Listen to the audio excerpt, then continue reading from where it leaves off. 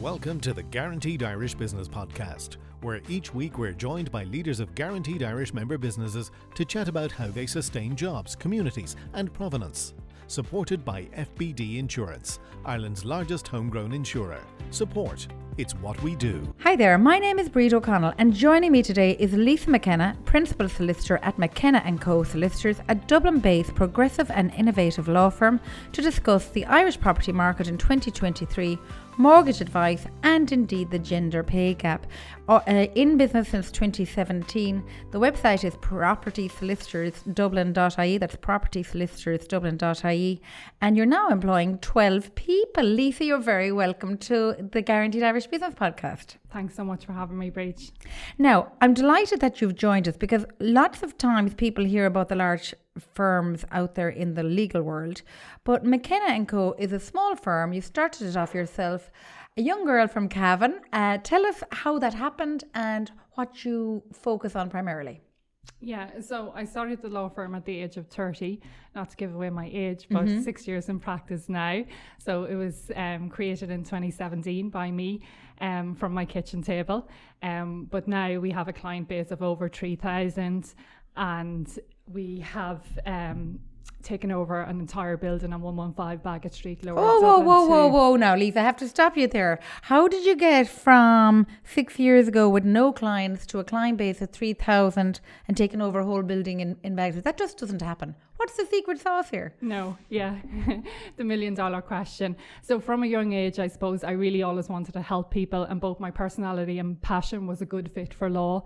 And I grew up, I suppose, in the era whereby you worked very hard. My family owned a family farm, a mushroom farm, and we were taught that hard work doesn't beat talent when talent doesn't work hard. Oh, I love it. Say that again one more time. Hard work doesn't beat talent when talent doesn't work hard. Oh, okay. That's got to be a snippet anyway.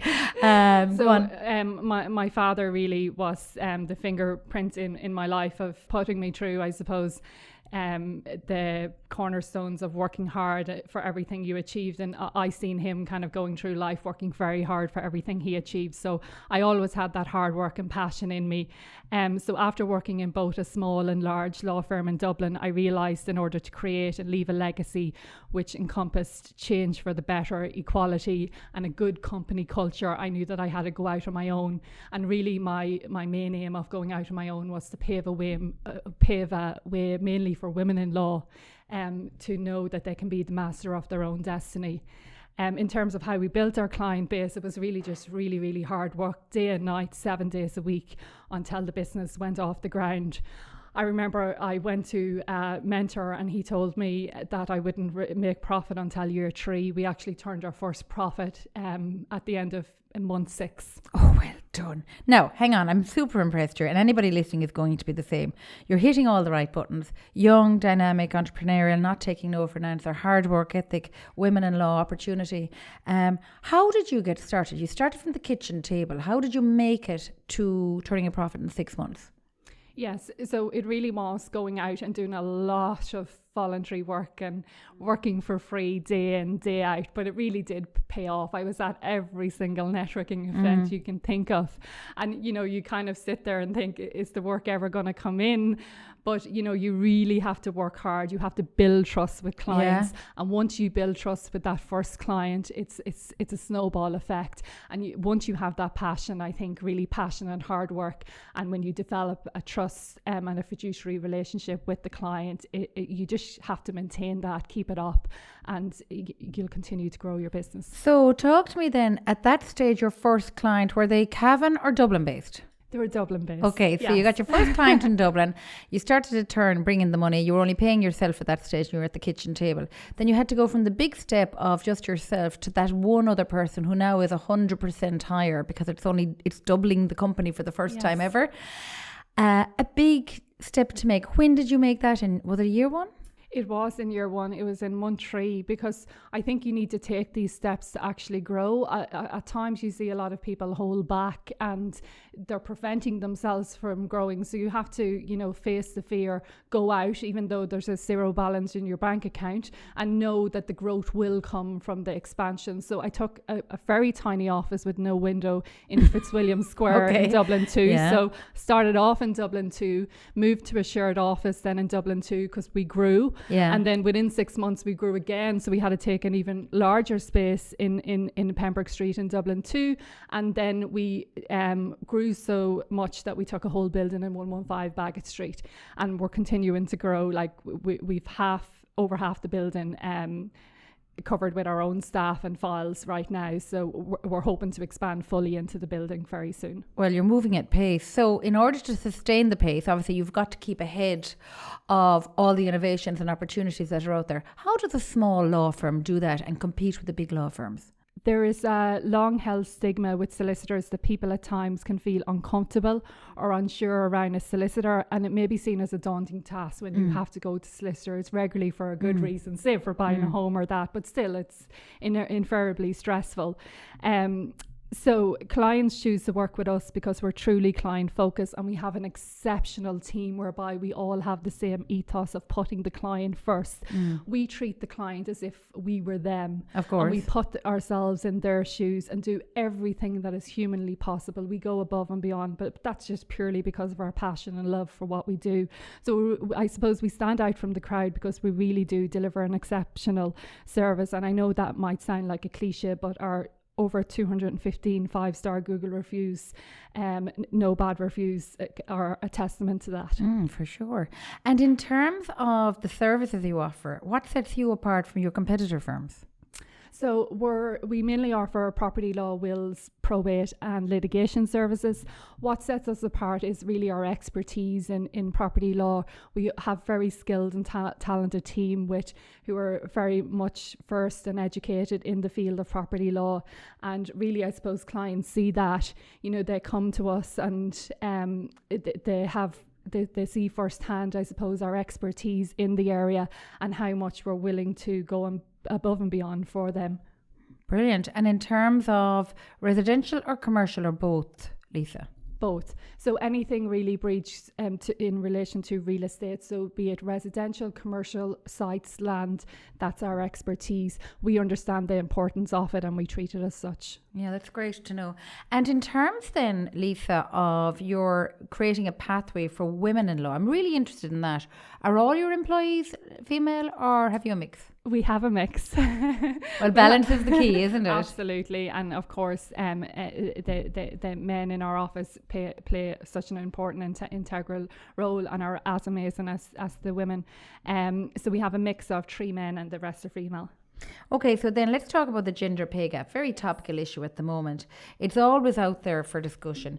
We had Gillian Harford, who I'm sure you heard in our 30% Club, an amazing person. We're part of the 30% Club ourselves, and I'm sure you're obviously a big advocate for it in terms of reducing or getting rid of, basically creating parity. You're a female leader, obviously, of the company, and you're really keen on that. So what's your view on the gender pay gap and where are we going with it? In the field of law, it's very dominated by outdated modes of thinking, unfortunately. This is a direct consequence of the unequal gender representation in the field. So many female lawyers that I know personally and in the field have stories of coping with prejudice, and I don't think we should have to cope with it. We should speak about it and learn to alleviate it bit by bit. So you look around, and the vast majority of legal firms, at the head of the firm is generally is usually one woman to every 2 to 3 men. Sometimes there's no women at all. So it's more rare than not for a woman to be in a partnership position. So it's very rare that you see many women in those positions, and we have to ask ourselves why. Is that changing though, Lisa? There is a change, isn't there, afoot? There is a change, but you have to ask yourself, the people who are at the partnership positions, what is their voice in those positions? Yeah.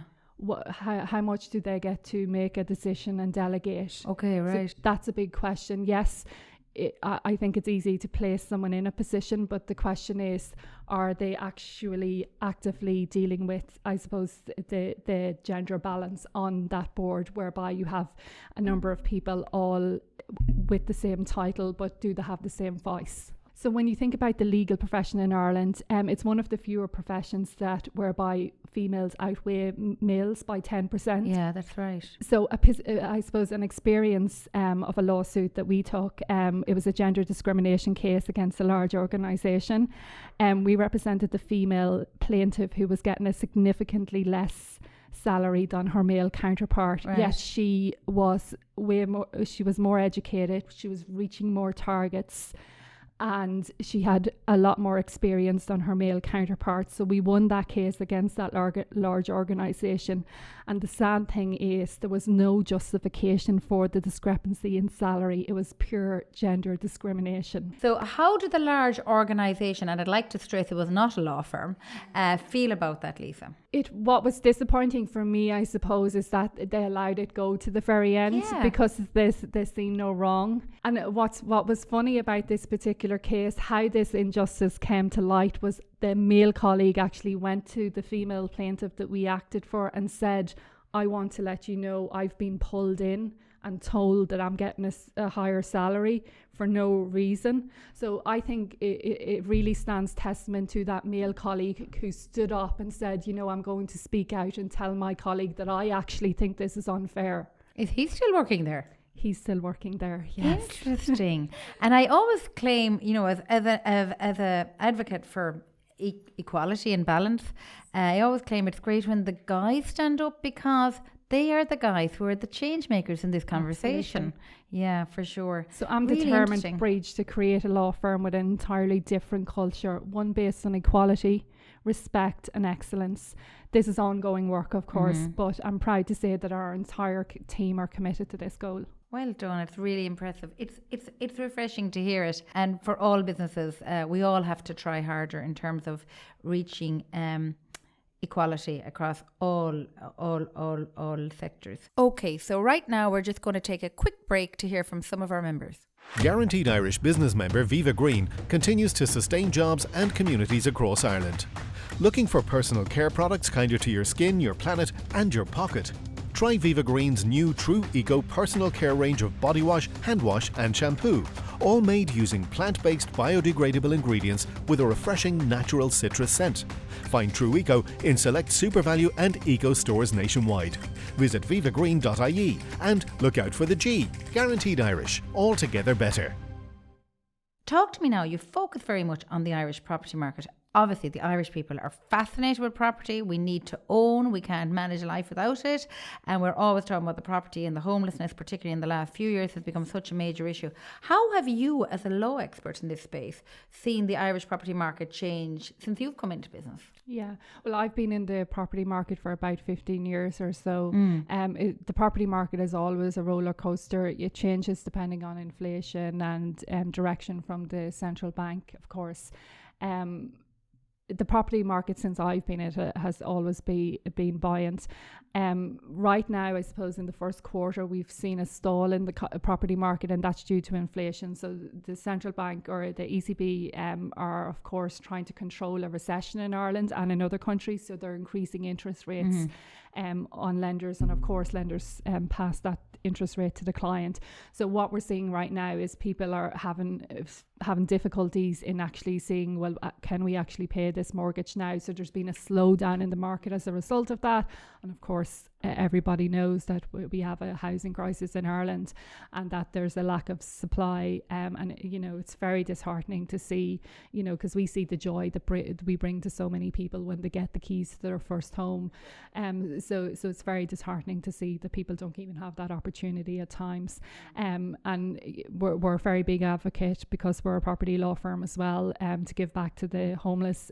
We have a partnership with Focus Ireland. So every year, myself and the whole team sleep out on the streets and give one night to shine a light on homelessness in Ireland. Last year, for example, we raised over €10,000 for the charity, and it's an initiative we take part in every single year, and it's really important to us that we do our bit at our corner of the world to help give back. Well, you're very impressive on that, and it's great when you match your actions, you match your talk with your actions, and it's great to see it. And of course we can shine a light on all that all the time, but at the end of the day we still don't have enough housing. And while there's a lot of changes afoot right now this week going through government to see if we can change policies, and of course our full support is with the government to try and make this happen, and make this happen fast and faster than it's happening, because while we talk here in the comfort of the office, the reality is there are people out there on a wet day homeless with children and families. In terms of the changes that you've seen, Lisa, I'm really interested. You're obviously practicing and doing your training all the way through and over the 15-year period, but since you've gone out on your own, you've had COVID and everything, not as a person, but you've had to weather COVID in a business. What changes have you seen in corporate clients since COVID, and have businesses pulled back as such from buying and renting property, with work from home becoming a big issue now? Yeah, absolutely. We have seen a dip in the commercial sphere in that not many people are renting, and it's very difficult for commercial clients to fill rental spaces at the moment. Naturally, a lot of people have seen the benefits of working from home, and I think, you know, they've seen that, you know, it is possible. So a lot of the larger organisations and the smaller organisations do have a working from home policy, which prevents, I suppose, commercial landlords from occupying obtaining occupants for their buildings. So we definitely have seen a dip in the commercial sphere. It would be nice to see that coming back, I suppose, in the coming years, but time will tell. I know our office, while we're a law firm, we do offer a 1 day a week working from home as well, because I think it's important that people, you know, have the opportunities to you know, go to their doctor on their lunch break and etc. You know, a working week is very busy, and it's important that, you know, people's health and well-being are aligned with that. Absolutely. And what advice then would you give to those who are in the property market at the moment in 2023 and looking, I suppose, to buy, particularly for the first time buyers? What advice would you give there from the legal perspective? Yes. So the first thing I would say is have your finances in place before you start to look at properties. Know your budget and know how far you can go above that budget, because in property law, on buying second-hand properties, there's always bidding wars. Last year we've seen bidding wars over 100,000 over the asking price. Like, people don't have a spare 100,000 in their bank account, and that's the reality. So you're pushing a lot of first-time buyers out of the market in that regard. So what advice I would give is don't leave yourself too short either, because you have a lot of first time buyers that buy second-hand dwellings, and you know yourself, with an older building, you put a home within the home almost, with the extent of renovation works that need to be done when you eventually move in. And it's very sad to see people moving in, they're ready to start their life with their new family perhaps, and you know, they're not comfortable in it because works need to be done. So don't stretch yourself too far is what I would say. You know, wait if it's the case that saving another few months might assist you with that, because with a second-hand dwelling as well, there's not many grants out there, and that's something maybe the government will look at. For new builds, you get the Help to Buy grant, you get the First Home Scheme, which are initiatives to assist in deduction in price. But for second-hand dwellings, there's no initiatives like that. There's very, very, very little grants. So there should be more. The Green Party, of course, should be looking at allowing first-time buyers to avail of more green grants to bring up their rating from an F, which is the lowest rating, to a B or C, you know, so people are happy and comfortable and warm in their homes. Of course, there are initiatives within the SEAI in terms of retrofitting and things like that. Yes, but they're very limited, and the funding within it is very minimal. So you tend to have a small percentage of people that get to avail of them. Okay, very interesting. Good to know as well. Now, Lisa McKenna, a young entrepreneur Lisa McKenna, a young entrepreneur in the legal profession. What does being a member of Guaranteed Irish mean to you, and how does it benefit a law firm like yours? Absolutely. Well, Ireland is home to great talent, as we know. So I feel that we should be helping and encouraging that great talent to produce great companies. The GI symbol, of course, is very iconic. I remember growing up and the GI symbol was on my GAA club jersey. While at such a young age, I didn't realise the significance of it, but I certainly do now. And it brings great pride to me and the team to have the GI partnership at the moment. It's really special for us. Likewise, I grew up on a dairy farm. So I remember when the co-op was collecting our milk, they had the GI symbol on their fan as well. Oh, fantastic. So it was always, even as a child, there in my life. And now to actually be a business owner and get to advertise it on our business, on our social media, on our marketing, it brings us great pride. While foreign direct investment is great for the country, I always feel that supporting a local Irish startup is a great way to show support to fellow entrepreneurs and professionals. Like the saying goes, when you buy from a small business, the business owner does a happy dance. But I don't know this for certain now, but I'm sure when you buy off Amazon, Jeff Bezos does not do a happy dance. Probably not. Certainly not an Irish jig anyway, Lisa. That's a good way of looking at it. Last year, we actually made the decision to become a member of Guaranteed Irish, and I can tell you this for certain, Breach will never be looking back. And by being recognised as a Guaranteed Irish law firm, we feel that it really gives our clients that privilege of knowing that when they're using us, they're using a Guaranteed Irish firm, whereby we can give back to the community as well. And we actually went so far as we changed our whole nameplate and we added a Guaranteed Irish nameplate into our nameplate at the front of our door. That's fantastic. Oh, I'm going to go up and take a photo of that. That sounds amazing, Lisa. Well, I'm so glad it means so much to you. And like me, taking great pride in it, it's an iconic symbol that I suppose we've all grown up with, and it's an honour and a privilege to be able to use it, both for me in my job, and I'm delighted to hear it for you in your job. So Absolutely. Well done. Lisa, it has been an absolute pleasure speaking to you. You're a powerhouse and I wish you every success. I've no doubt when I'm speaking to you soon again in the future, the company will probably have doubled, if not more, at the rate at which you're going. It's been really interesting and I wish you every success. Thank you so much, Breach. If you want to learn more about McKenna and Company services, we will leave a link to their website in the show notes. Thank you as always for listening, and don't forget to hit subscribe wherever you are listening. The Guaranteed Irish Business Podcast, sponsored by FBD Insurance, Ireland's largest homegrown insurer. Support. It's what we do.